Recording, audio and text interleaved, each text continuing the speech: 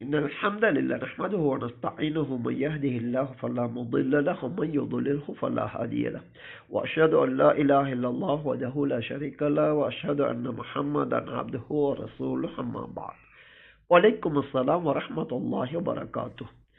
தென்னிந்தியாவை பிறப்பிடமாக கொண்ட நண்பர் ஒருவர் வெளிநாட்டிலே வசிக்கின்ற நிலையில் திருமணம் பற்றிய ஒரு கேள்வி தொடுக்கின்றார். சிரியா, லெபனான் போன்ற நாடுகளிலே முஸ்லிமானவர்கள் கிறிஸ்தவ பெண்களை திருமணம் செய்கின்றார்கள்.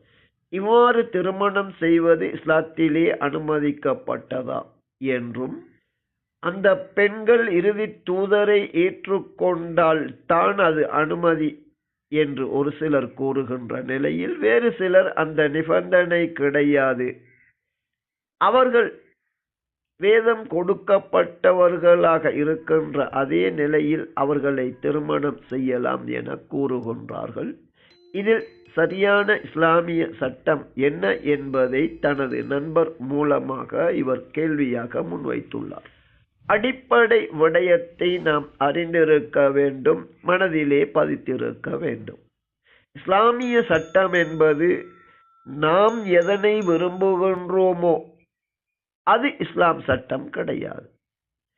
எதனை நாம் வெறுக்கின்றோமோ அதனை நாம் இஸ்லாத்தில் இல்லாதது என்று மறுத்துவிட முடியாது.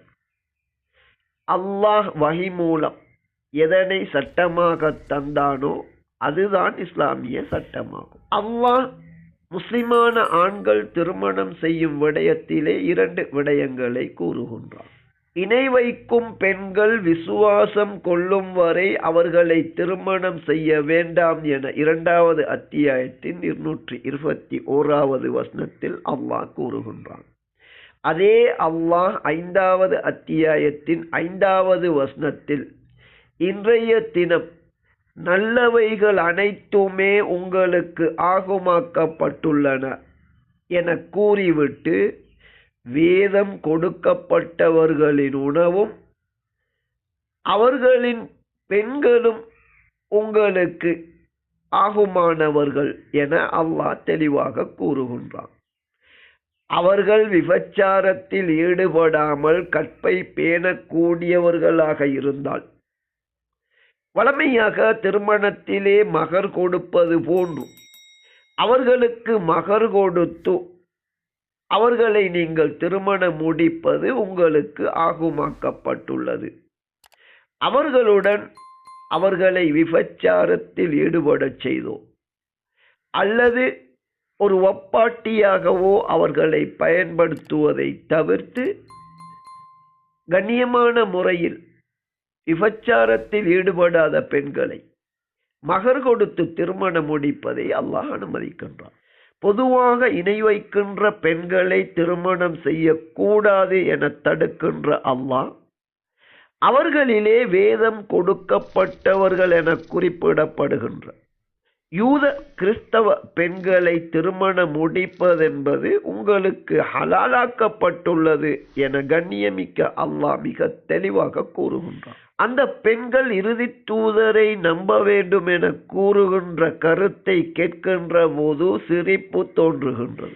ஏனென்றால் இறுதி தூதரை உண்மையாக ஏற்றுக்கொள்ளுகின்ற ஒரு மனிதன் அவன் முஸ்லிமாக மாறிவிடுவான்.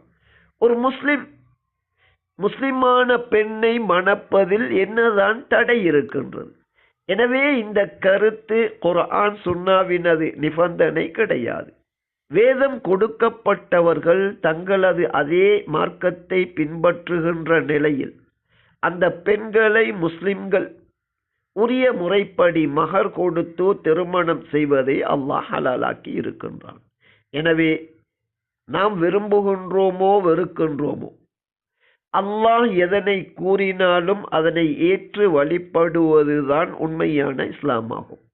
எனவே மிக தெளிவாக எந்த சந்தேகமும் இன்றி ஒரு முஸ்லிமான ஆண் விபச்சாரத்தில் ஈடுபடாத யூத பெண் அல்லது கிறிஸ்தவ பெண் அவர்களை திருமணம் செய்வதை அல்லாஹ் முற்றிலும் ஆகுமாக்கி இருக்கின்றார்.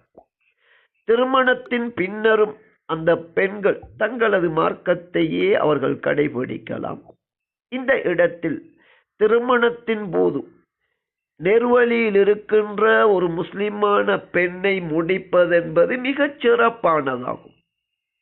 அல்லது குறைந்தபட்சம் வேதம் கொடுக்கப்பட்டவர்களை திருமணம் முடித்தாலும் தொடர்ந்து அவர்கள் இஸ்லாத்திலே நுழையும் வரைக்கும் அவர்களுக்கு அழகிய விதத்தில் சத்தியத்தை எத்தி வைப்பது மிகச்சிறந்த நல்லமலாகும்.